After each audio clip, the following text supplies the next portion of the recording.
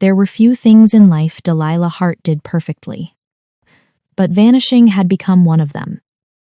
Not in the physical sense, she still lived in the same dusty little coastal town she'd once sworn she'd escape. Still walked past the same diners, sent her daughter to the same school where she once memorized escape routes between math class and heartbreak. But the version of her people remembered. The girl who once wore Caleb Rowe's jacket and his last name scribbled in notebooks? Dead. Buried. And deliberately left off every form and file she ever touched. Because Delilah Hart had rules now. Rule 1, no one asks about Grace's father. Rule 2, she doesn't answer if they do. Rule 3, Caleb Rowe was not real anymore. Not in this zip code, not in this life. Not in the eyes of the little girl with his same stubborn mouth and the kind of wild, knowing stare Delilah spent years trying to forget. Parent-teacher conferences were supposed to be simple. 15 minutes, smiles, growth charts, praise for Grace's spelling tests, and maybe a subtle reminder that she needs to stop correcting the other children. Delilah had dressed for distance loose black blouse, hair pulled back in a low knot, gold band on her finger that meant stay back, even if it didn't mean anything real. She stepped into the classroom, eyes already scanning for a female teacher she couldn't remember the name on the email, and then she heard it. Grace Hart? A man's voice. Low, calm, familiar. Too familiar. Delilah's body locked. Because there was no way that voice could be real. She turned slowly, just as the man stepped out from behind the desk. And time split open. Caleb Rowe had always been too much for small towns. Too tall, too sharp around the edges. Too charming in that lethal, boy-next-door way that made girls follow him and fathers check their locks at night. 10 years hadn't softened him. They'd refined him. Gone were the hoodies and untied sneakers. Now he wore dark slacks, rolled sleeves, and a watch that looked expensive but worn. And the moment his eyes landed on her, he stilled. Delilah. Her name in his mouth sounded like a secret he hadn't meant to say out loud. She didn't breathe. Didn't blink, just stood frozen in the doorway of the classroom where her past had apparently been waiting. What the hell are you doing here? Her voice was low, controlled, too controlled. Caleb didn't move, didn't come closer.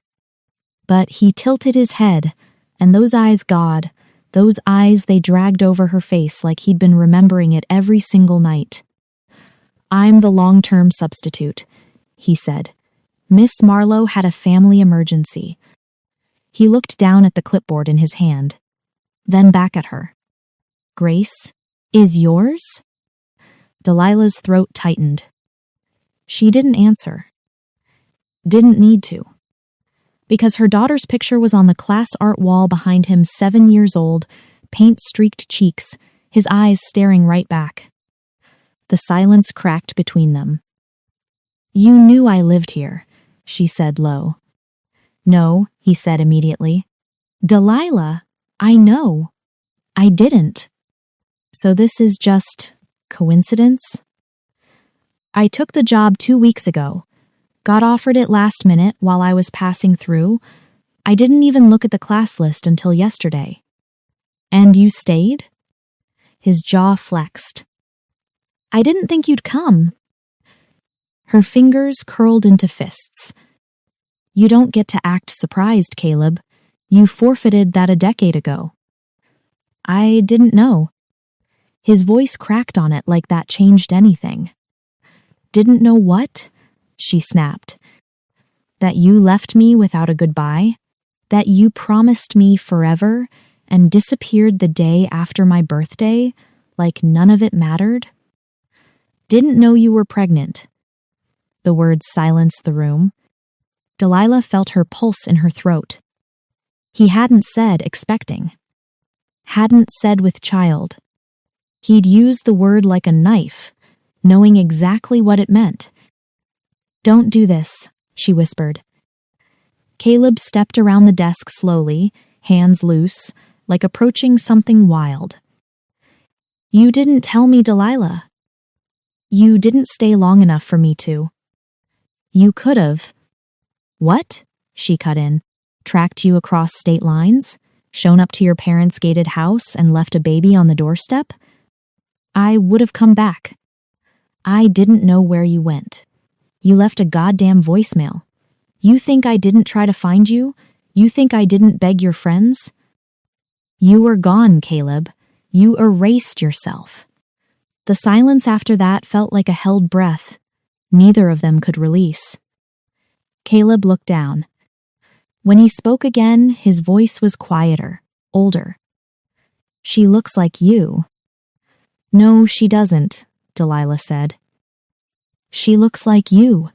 Every day, every night when she asks why she doesn't have a dad, she looks at me with your face." He winced, but didn't deny it. "I didn't come here for this," he said finally.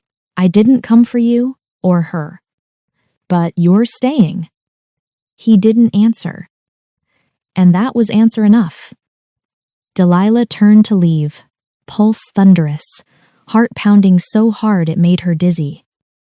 But before she reached the door, his voice stopped her. "Does she know?" She paused. "She knows she's loved," Delilah said, without turning. "That's what matters."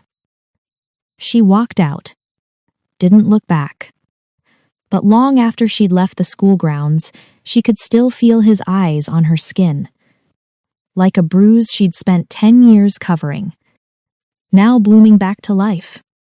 The next morning, Grace hummed through breakfast. Not sang. Hummed. That was her tell. It meant her brain was spinning too full of something she wasn't ready to say out loud yet. Delilah poured coffee with one hand and pressed the other flat to the counter to steady herself. Her chest was still tight from the night before. Her stomach hadn't settled since Caleb said her name like it still meant something. She couldn't stop thinking about the way he looked at Grace's photo. Not confused. Not shocked. Recognizing.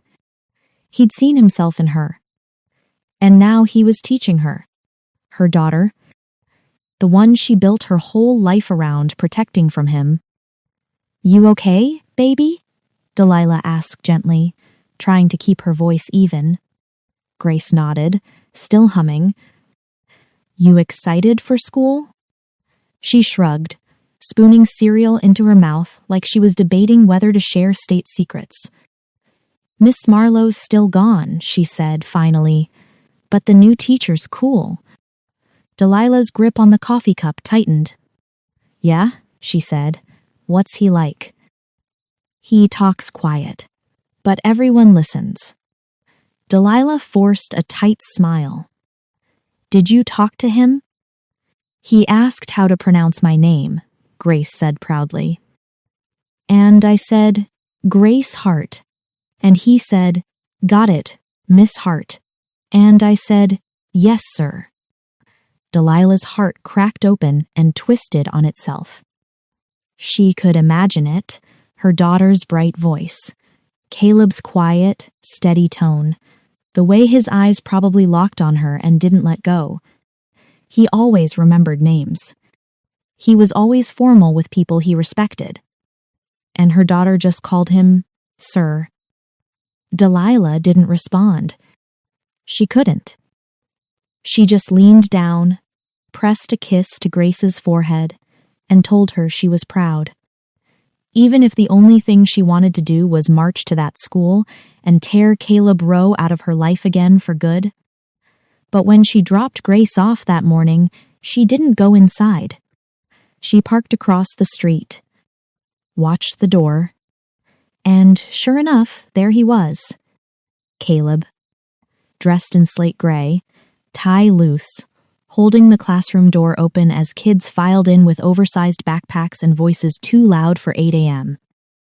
When Grace passed him, she turned and smiled up at him something wide and natural and rare. And then she touched his hand. Brief, light, innocent. But Delilah saw it. And so did he. Because the second her daughter disappeared inside, Caleb lifted his gaze and looked straight at her. Across the street, through the windshield, like he knew she'd be there. He didn't wave. He didn't smile. But he didn't look away either.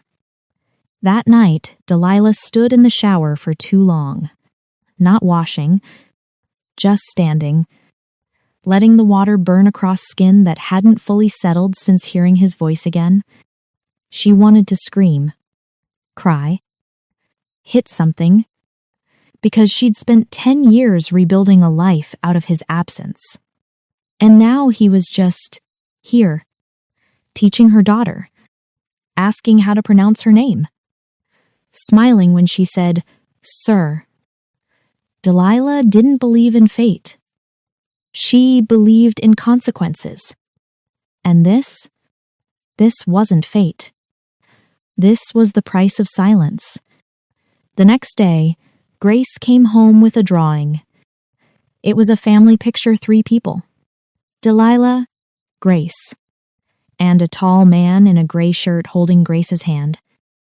"Is that Mommy?" she asked. "Yep. And me?" "Mm-hmm. And who's that?" Grace shrugged, totally unconcerned. "That's Mr. Rowe." Delilah stared at the paper. She couldn't breathe. "You put him in the family picture?" Grace rolled her eyes. "No, Mommy. He's not in the family, he's just nice." "So why did you draw him holding your hand?" Grace blinked. "Because he held it when I was sad." Delilah's stomach dropped. "Why were you sad?" "Some boys were teasing Emma about her clothes. It made me mad. Mr. Rowe said it's okay to feel big things, and he held my hand while I counted to 10. Delilah didn't say anything, just nodded, and excused herself to the kitchen before the tears slipped. She texted him that night. Just one line. "We need to talk." Without Grace around, the dots appeared instantly. But there was a long pause before his message came through. "Yes, tomorrow night. Anywhere you want." She picked the one place that still made her feel like she had control. The dock. The place they used to meet before his world got too big for her. He was already there when she arrived. Sitting on the edge, elbows on knees, eyes on the water like it owed him answers. He didn't turn when she approached. "She's incredible," he said. Delilah froze mid-step. "She's off limits." Now he looked, and that look was devastating. "You think I don't know that?" "I think you don't get to show up and act like you've earned any part of her." "I didn't come to steal your daughter," Caleb said, standing, "but I'm not going to pretend she's just a student either." "You don't have a right." "I have a daughter," he said. "That gives me every goddamn right." The words hit harder than a slap. But Delilah didn't flinch. "She doesn't know who you are." "Then tell her." "You think that's how this works? You walk back in and get the title you left behind?" "I didn't leave her, Delilah," he growled. "I didn't even know she existed." "And now you do. But that doesn't mean she needs you." "No," he said softly, "but she has me. That's the difference." The silence between them felt too big for the dock, too full of what they never said, too close to what might happen next. Delilah looked away. "Don't confuse her. Don't make promises you'll walk away from again." "I'm not 17 anymore," Caleb said, "and I'm not going anywhere." "Why did you leave?" she whispered. "Because my father gave me an ultimatum," he said. "Military school or being cut off. I didn't think I was worth anything without the name. I made the wrong choice. You didn't even say goodbye. I thought it would hurt you less if I disappeared. It didn't, she said. It broke me. Caleb stepped forward. Not to touch. Just to say it. Let me be part of her life. I'm not asking to be her dad. I'm asking to be present, to earn whatever you'll let me. Delilah stared at the water. She had dreamed of this moment, screamed for it in hospital beds and long nights with a crying newborn. But now that it was here, it felt too sharp, too late, too real. I'll think about it, she said. Thank you. Don't thank me yet. Then what should I do? She looked at him. Eyes hard, tired, terrified. Start by not leaving again. Delilah had raised Grace on truth. Not pretty truths, not comforting ones. Real ones. That sometimes parents leave. That sometimes people don't come back. That sometimes love doesn't stay, even when it promises to. And that it's okay to live in a world without fairy tales as long as you don't forget how to stand. So when Grace asked, more than once, why she didn't have a dad like other kids, Delilah told her the only version she could manage. You were born from love, and that love couldn't stay. But I stayed. That's what matters. Grace had accepted it. Until now. Until a man named Mr. Rowe started holding her hand when she was sad. Caleb didn't push. That was the first surprise. He didn't show up on their porch. Didn't call. Didn't ask for weekend visits, or answers she wasn't ready to give. Instead, he showed up for classroom pickup on days he didn't have to stay late. Walked Grace out with the rest of the kids. Handed her drawings she'd left behind or stories she didn't finish reading.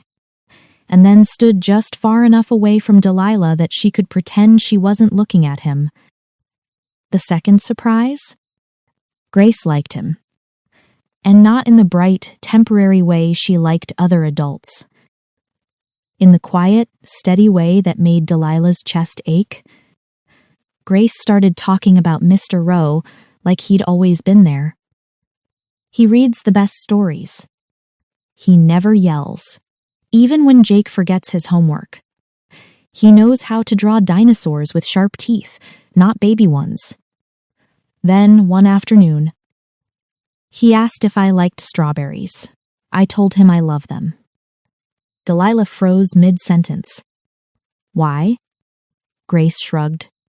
He said his favorite pie is strawberry. I said mine too. He smiled weird after that. Delilah set the knife down, heart pounding. What kind of weird? Like he was remembering something. The thing was, he probably was. She used to make him strawberry pie every summer. Taught herself how. Because he said once, offhand, that it reminded him of the only happy memory he had with his mother. She'd spent hours getting it right. Crust, filling, criss-cross top. Until the night they ate it, sitting on her porch steps, hands sticky, laughing with their legs tangled like they were already married. He kissed her after the last bite. Said it tasted like a promise. And then he left.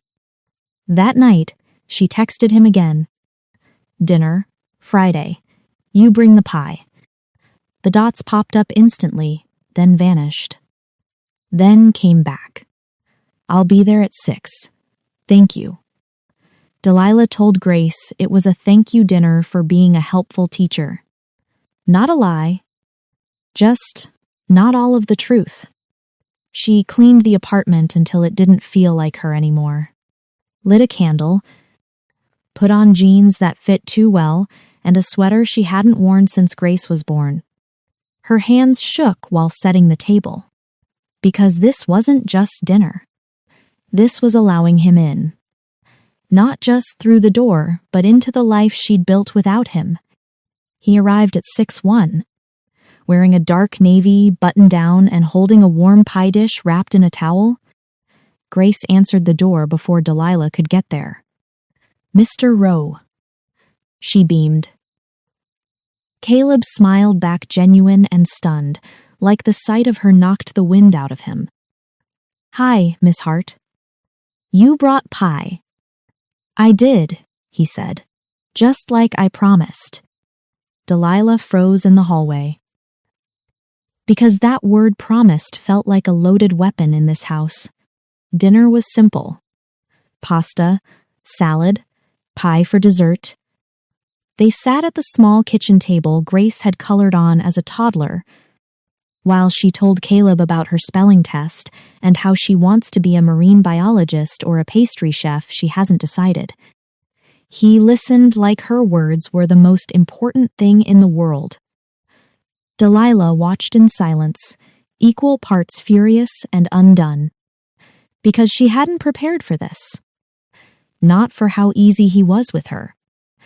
Not for how much Grace lit up around him.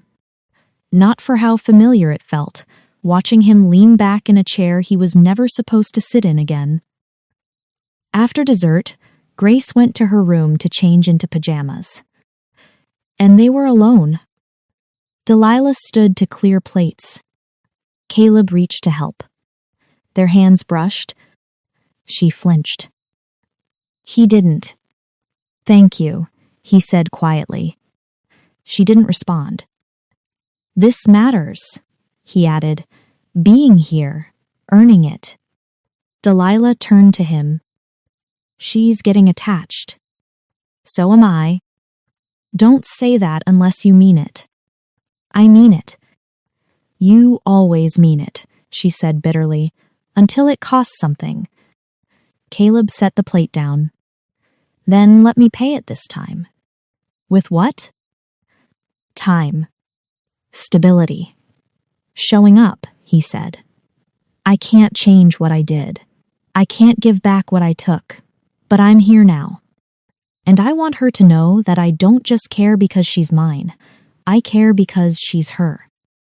Delilah's eyes burned. "And what about me?" Caleb blinked. "What do you mean?" "You left me too." He exhaled like he'd been holding that in for years. "I never stopped thinking about you." "That's not the same." "I know." "You broke me," she whispered, "and I had to put myself back together while becoming a mother. I had to be whole for her when I was still bleeding." He stepped forward. "Let me carry some of it now." She shook her head. "It's not your weight anymore."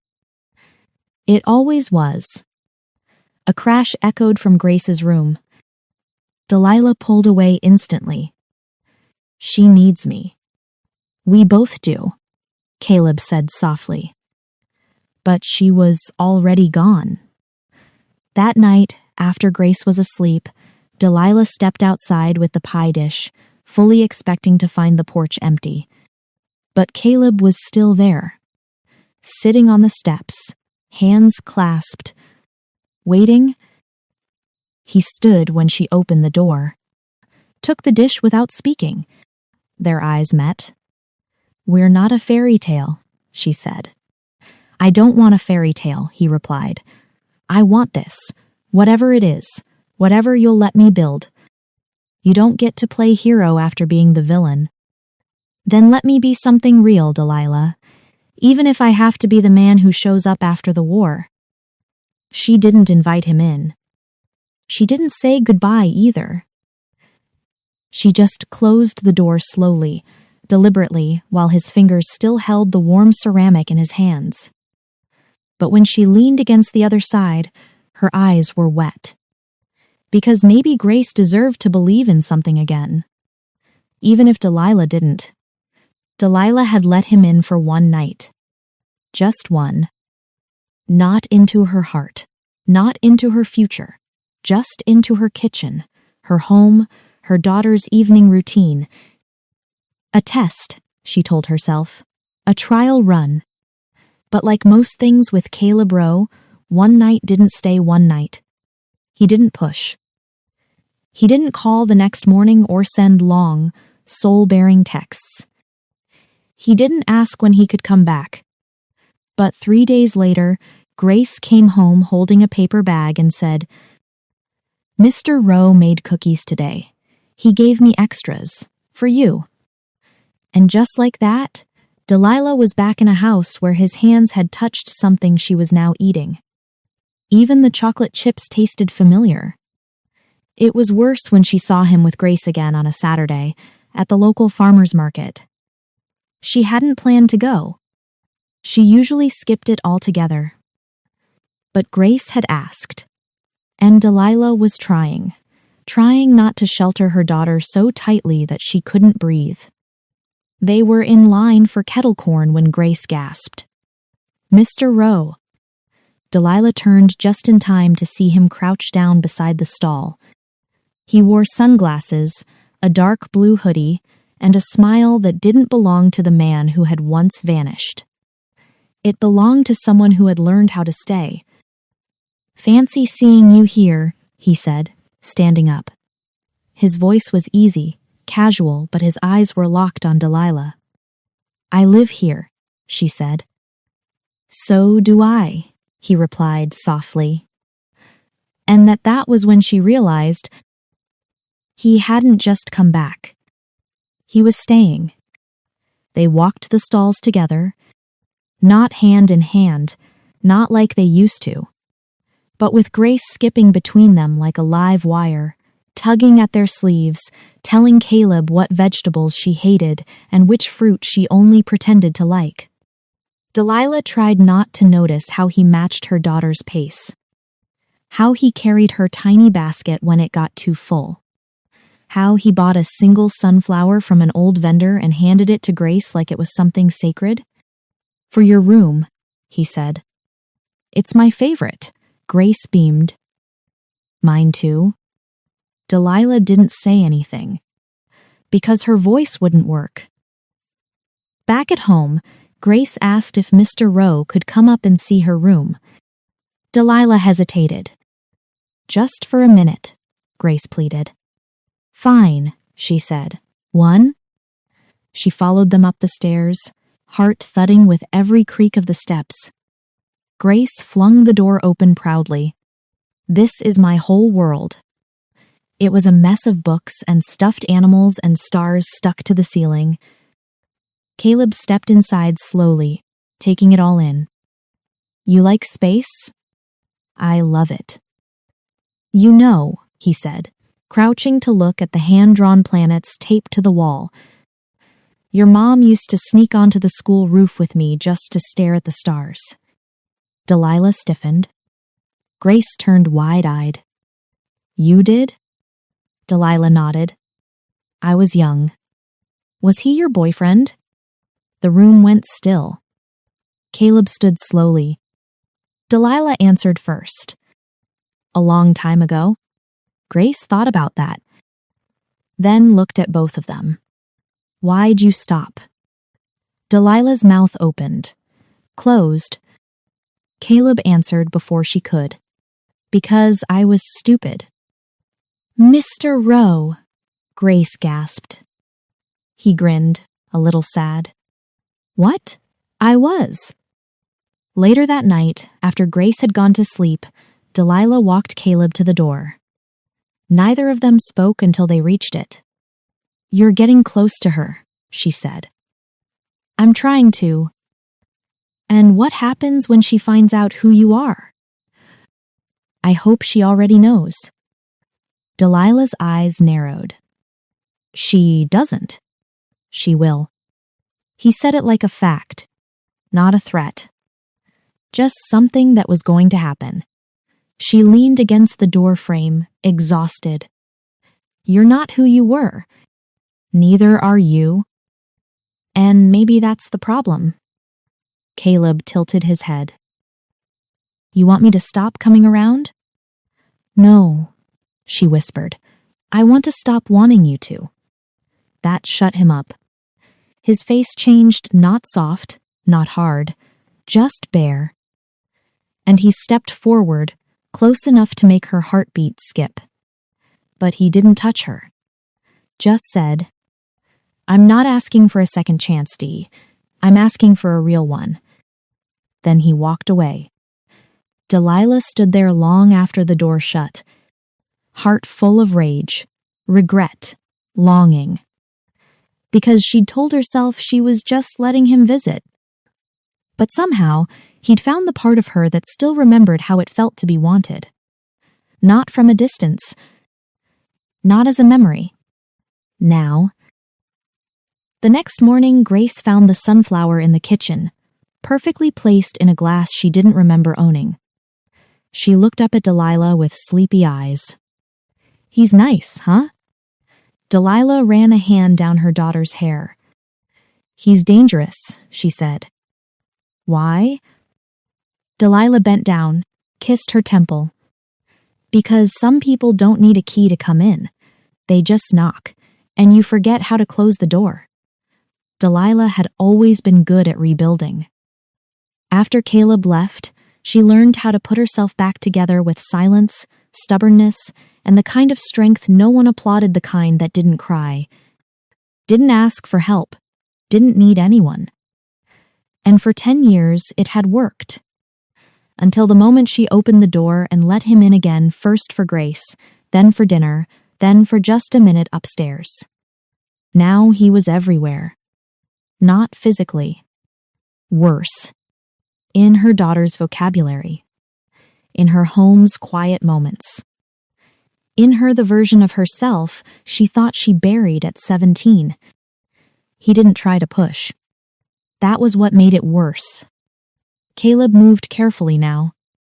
He knew where she was soft. He didn't touch her. But he looked at her like he still remembered every curve, every scar, every place she broke open in his hands. Like he still dreamed of it. One evening, Grace fell asleep on the couch while watching a movie with him. Delilah came out of the kitchen to find him carrying her like she weighed nothing, arm tucked around her like he'd been doing it forever. He looked at Delilah when he passed. Didn't speak. Didn't smile. But the look was intimate, and it hit her like a bruise under the ribs. She followed him down the hall, watched him lay Grace gently into bed.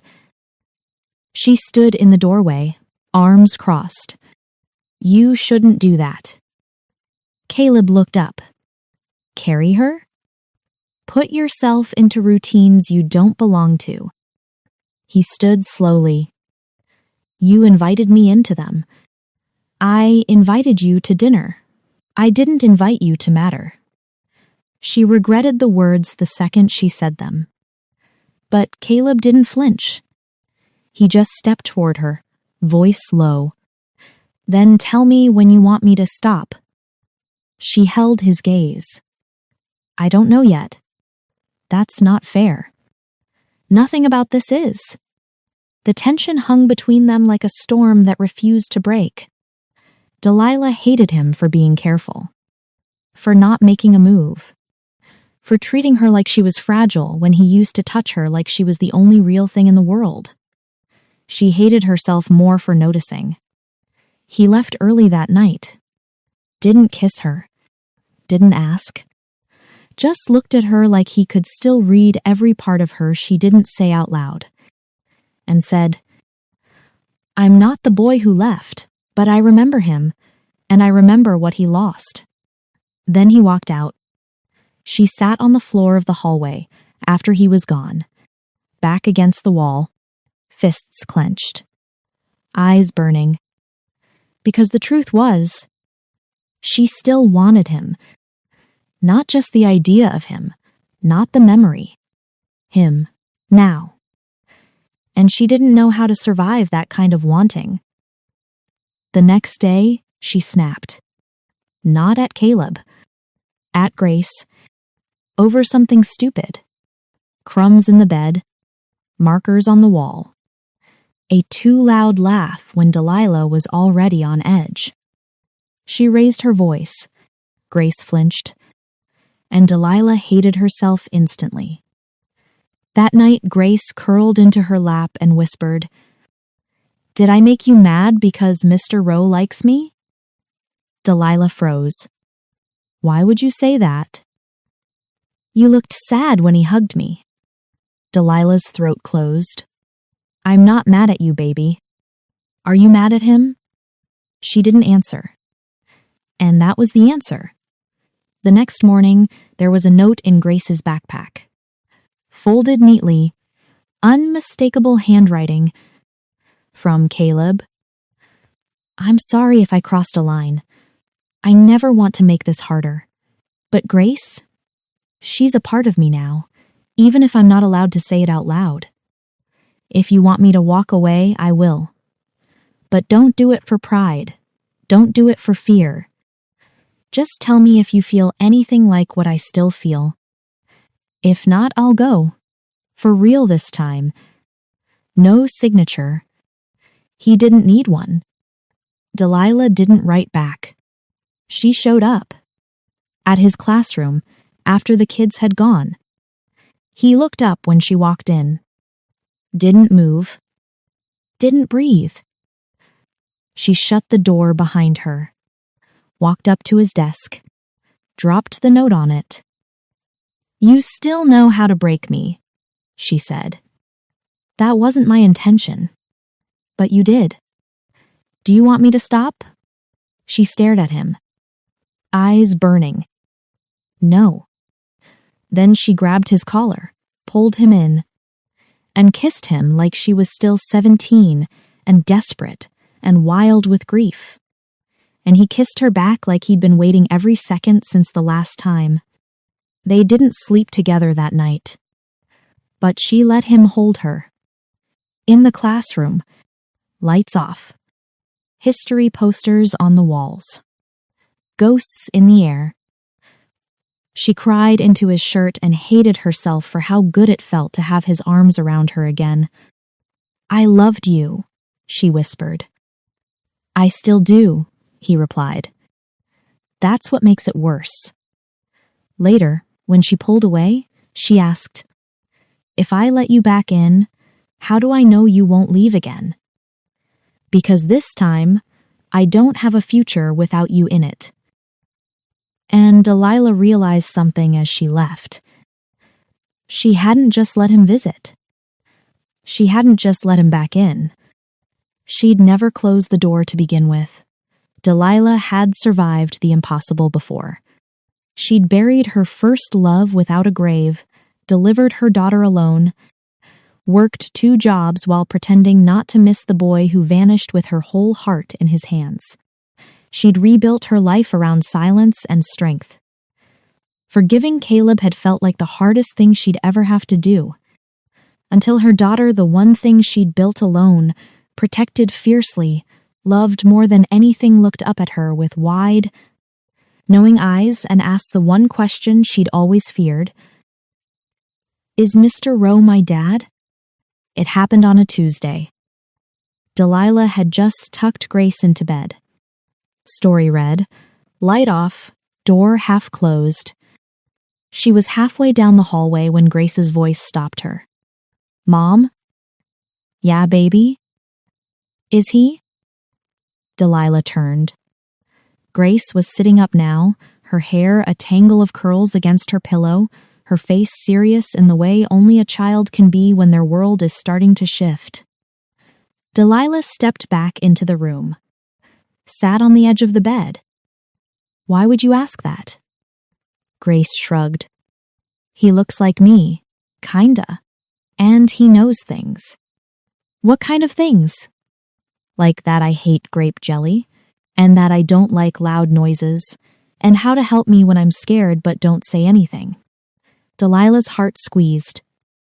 Grace looked down.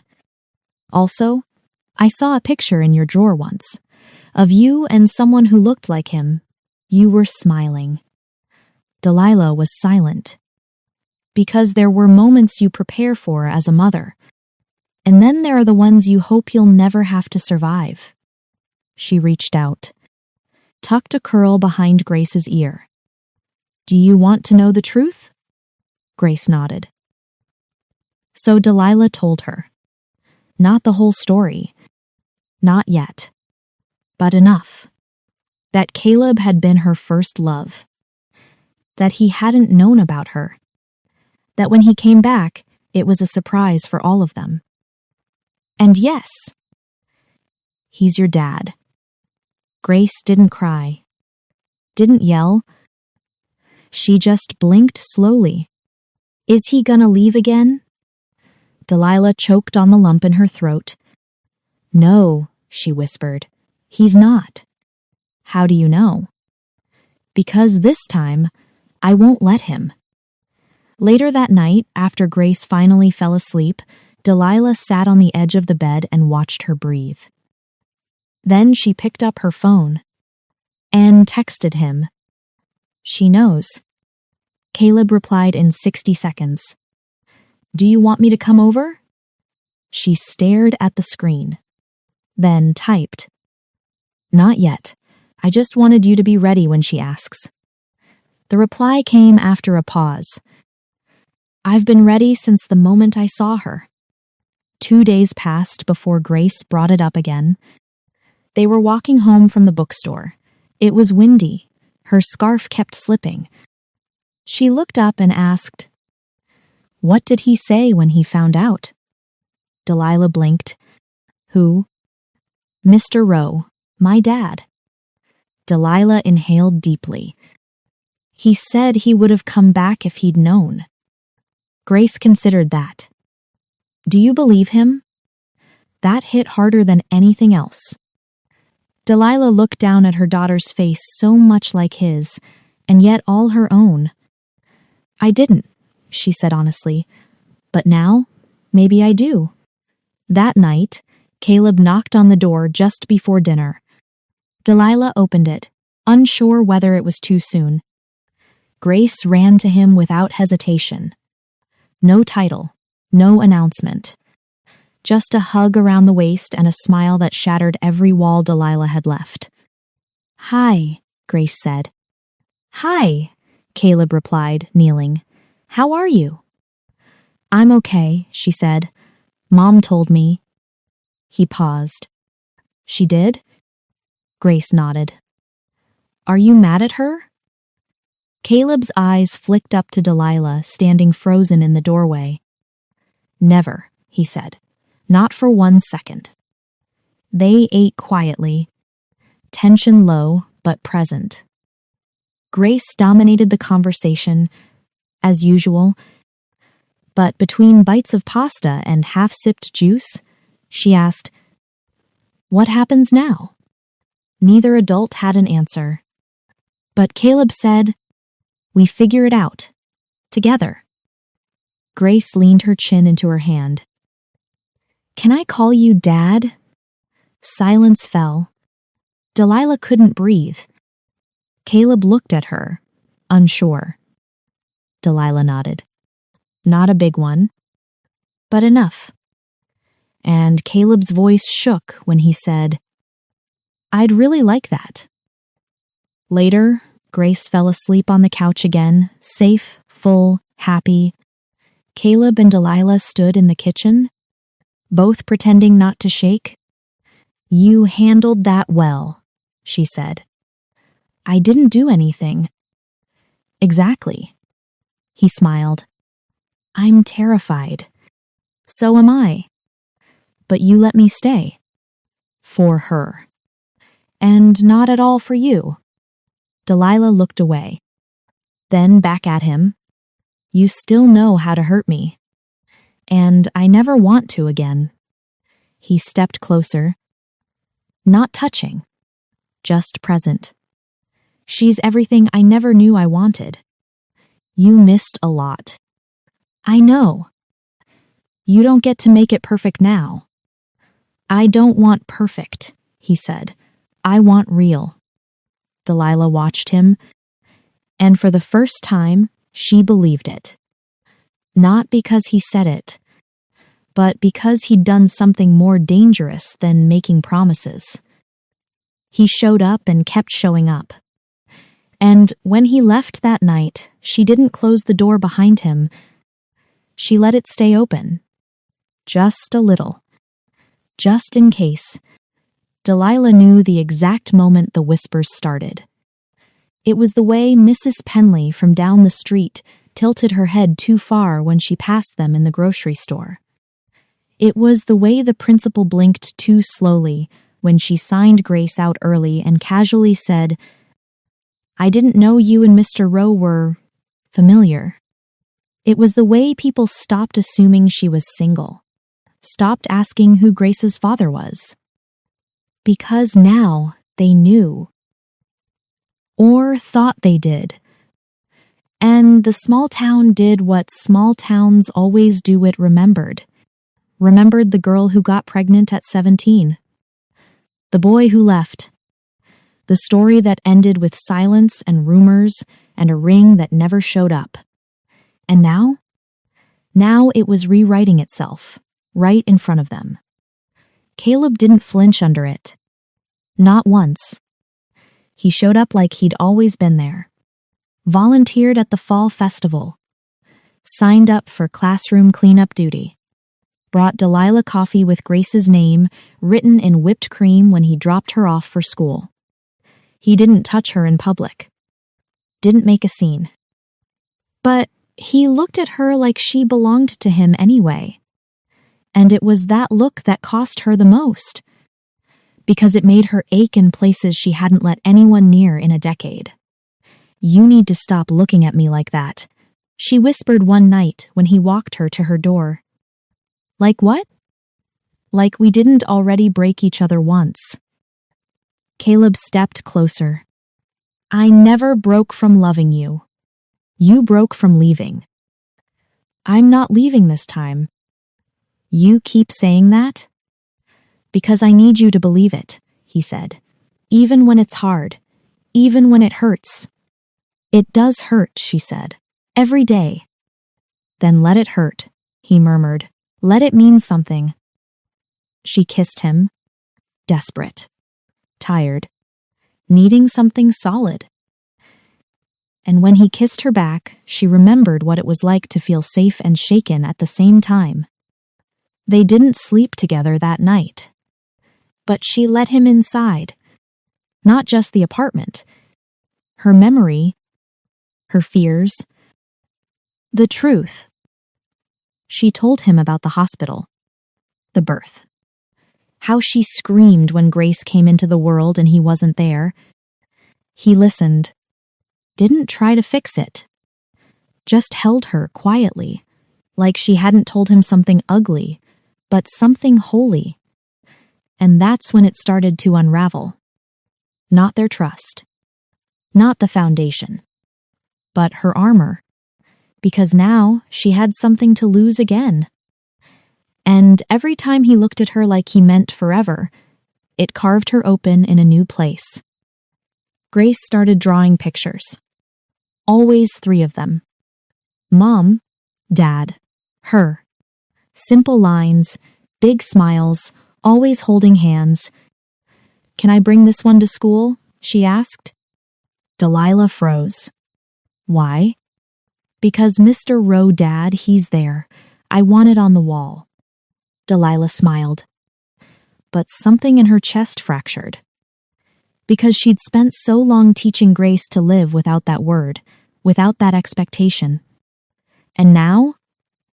Now Grace said, "Dad," like it had always been there. Like he'd never left. Like she didn't know that even good things can still leave. That night, Delilah told Caleb the truth. The one she hadn't told anyone, not even herself. "I'm not scared you'll leave," she said. "I'm scared you'll stay." Caleb blinked, confused. "Isn't that what you wanted?" "I don't know who I am when I'm not bracing for the next heartbreak," she said quietly.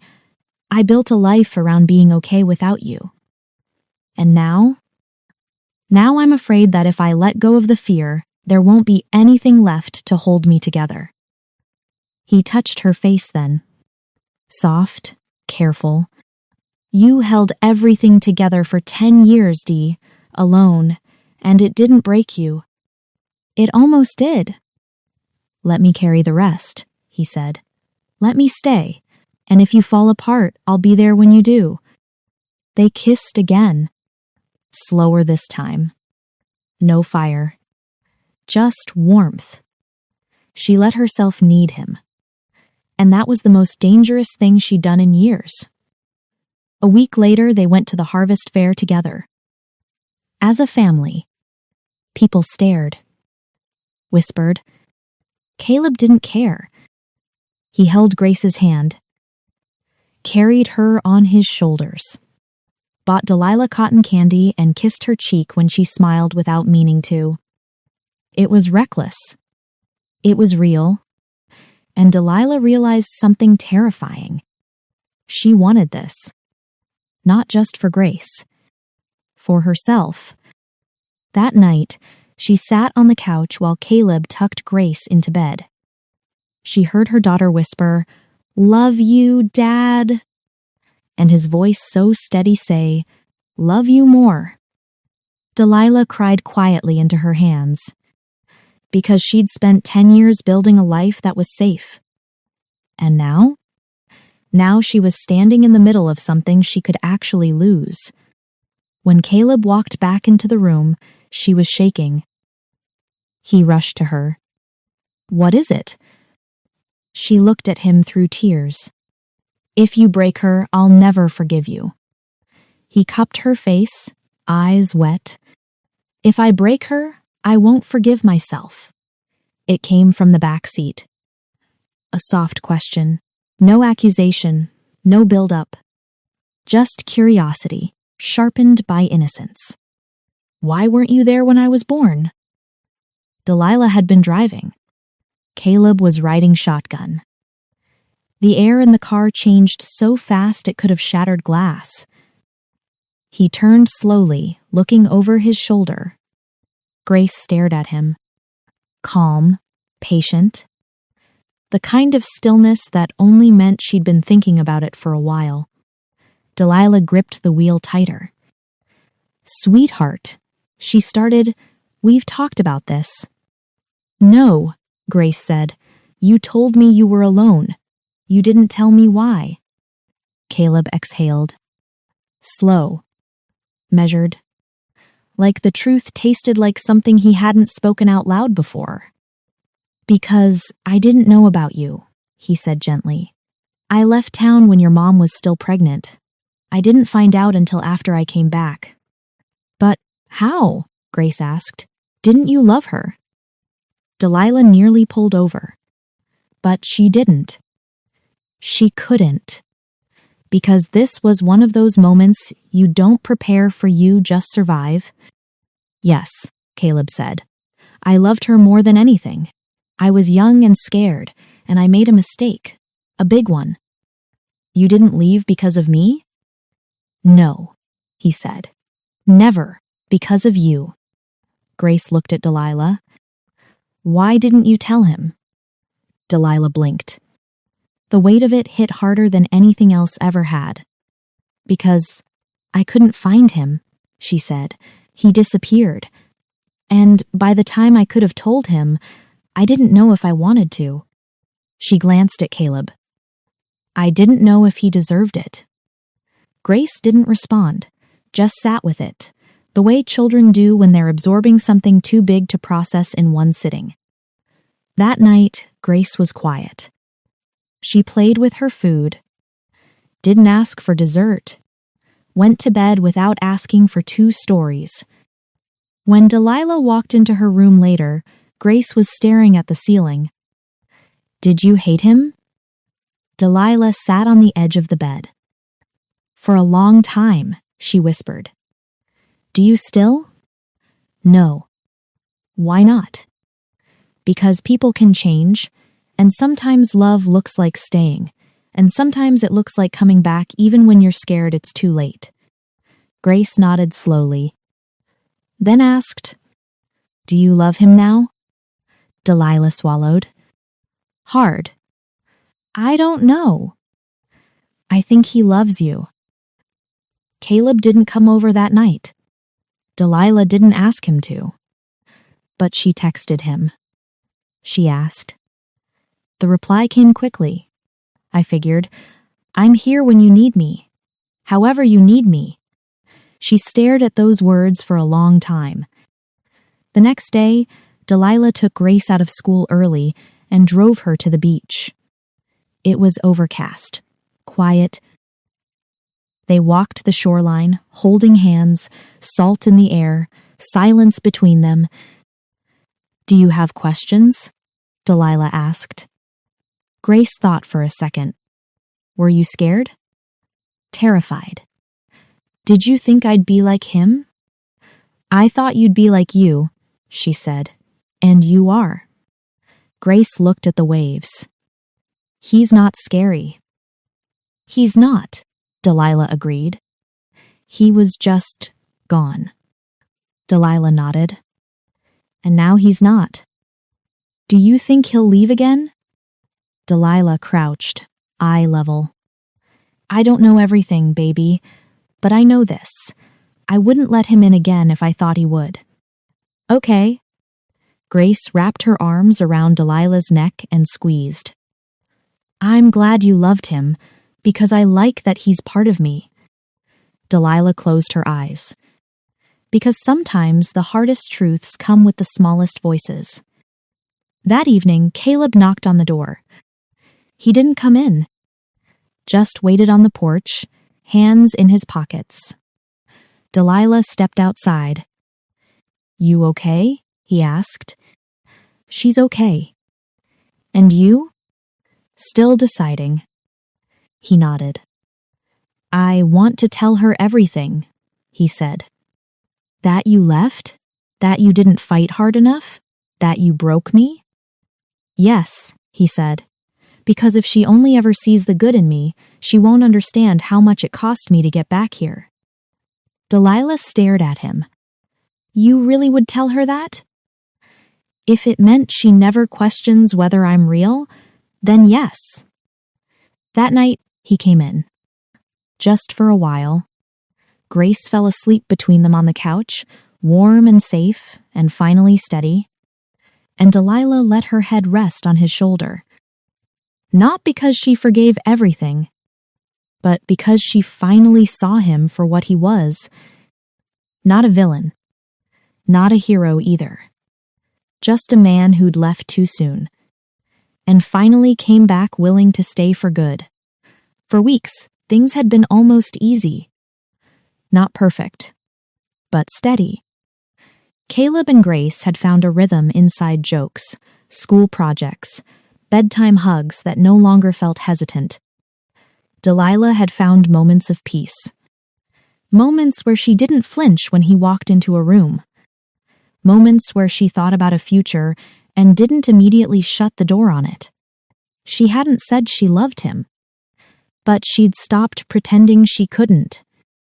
Then his past knocked on her door. Literally, Saturday afternoon, Grace was at a friend's birthday party. Delilah was baking banana bread. Caleb was helping her measure flour, teasing her about her ridiculous devotion to precise ratios. They were laughing soft and easy, until the knock came. And Caleb froze. Delilah noticed it immediately, the shift. His hand paused midair. The smile dropped from his mouth. His jaw tightened the way it used to in high school when he was waiting for something to go wrong. She walked to the door, opened it without thinking. And that's when she saw him. Older, taller, meaner, still wearing the same kind of power in his voice that made people feel small. Thomas Rowe, Caleb's father.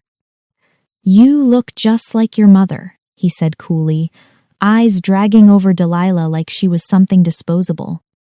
Delilah didn't answer. Caleb stepped behind her immediately. What are you doing here? He asked, voice like steel. Thomas smiled, but it didn't reach his eyes. I heard you were playing House in the Ruins. His gaze shifted to the kitchen. I see the broken girl you knocked up is still around. Delilah didn't flinch. She'd already bled because of this man in silence, in shame, in hospital rooms where she labored alone while he paid her bills to make her disappear. Caleb moved in front of her. Leave. I'm not here for her. Then leave twice as fast. Thomas stepped inside, uninvited. You think this is real, Caleb? You think they forget who you were? What you did? What I did, Caleb said, his voice low and shaking, was listen to you. Let you erase her. Let you erase us. Thomas snorted. You think the school board will let this play? Once they find out you left a pregnant girl and came back to teach first graders like some reformed saint? Delilah spoke for the first time. Get out of my house. Thomas turned. You think he came back for you? He came back because he had nowhere else to go. Caleb took a step forward. Don't talk to her like that. Thomas raised an eyebrow. I built you. You forget that, son? I'm not your son anymore, Caleb said. I stopped being the day I let you convince me she wasn't worth staying for. And now what? You want to rewrite history? Pretend this, he gestured around the house, is enough? It's more than you've ever had. You're still the boy who ran. And you're still the man who taught me how. Delilah watched it all unfold quietly. The truth, the cracks, the years between them bleeding back out. She stepped beside Caleb, not behind him, beside. We don't need your name, or your money, or your shame. He's still your problem, Thomas said to her. When he gets bored of playing dad when the real world calls again, you'll wish I'd dragged him out. I already lived that part, she said, and I'm still standing. Thomas sneered. She's just like her mother, mouthy, poor. Caleb moved so fast it startled even her. He shoved Thomas back against the doorframe. Not hard, not violent, just final. If you ever come near her again, if you even look at Grace from a distance, you won't have to wonder if I'm still your son. You'll know I'm not. Thomas straightened his jacket, smiled like nothing had touched him. She's made you weak. Caleb didn't blink. No, she made me strong enough to stop being like you. And then he left. Didn't slam the door. Didn't look back. Just walked into the street like a ghost who knew he no longer belonged. Delilah shut the door and locked it. She turned to Caleb, heart still racing. You never told me. He made me ashamed of you, he said quietly. So I cut myself open to earn him, and I lost everything. You never told me he paid me off. I didn't know. You should have. I should have known a lot of things. She was shaking now. From rage, from fear, from the storm that had just re-entered her life without warning. I hate him, she whispered. Me too. And I hate what he did to you. Caleb looked at her. And this time, when he stepped closer, he didn't ask permission. He just took her face in both hands and kissed her. Fierce, grateful, honest. You're the only thing I ever wanted to come back for, he whispered. Don't leave again, she said. I couldn't, he replied, even if I wanted to. Later that night, Grace came home. Delilah didn't tell her what happened. But when Caleb hugged her extra tight, she didn't question it. She just smiled. Because maybe kids don't need to know the details. Maybe they just need to feel the safety their parents never had. Delilah lay awake hours after midnight. Caleb was asleep beside her, one arm slung around her like he wasn't afraid anymore. She stared at the ceiling, at the life she'd almost lost, and whispered into the dark, I forgive you. And maybe, just maybe, she meant herself. Delilah Hart had stopped believing in happy endings the moment the test turned positive. She was 17, scared and alone. The boy she loved was gone. The future she imagined had vanished. But somehow she had built something anyway. Something small and fierce. And hers, Grace.